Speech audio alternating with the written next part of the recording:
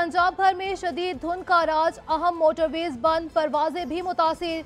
Motorway M1 Swabi से Burhan interchange तक, जबकि मोटरवे M2 लाहौर से कोट सरदार तक शदीद धुंध के बाइस बंद। लाहौर और मुल्तान मोटरवेज फैजाबाद से दारखाना तक, जबकि मोटरवे M4 को पिंडी भटिया से अब्दुल हकीम तक बंद। GT रोड भी शादरा से लेकर वजीराबाद तक धुंध की लपेट में।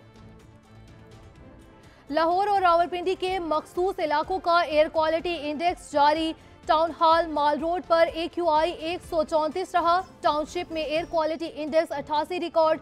शाले वैली रेंज रोड रावलपिंडी पर AQI 163 रहा।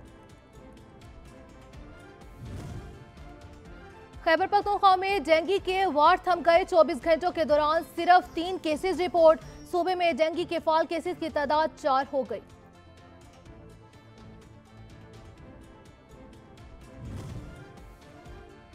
कोरोना के 21 केसेस रिपोर्ट। 23 मरीजों की हालत तशवीशनाक। मुस्बत केसेस की शरह में मामूली इजाफा बढ़कर 0.44% हो गई। 4787 टेस्ट किए गए।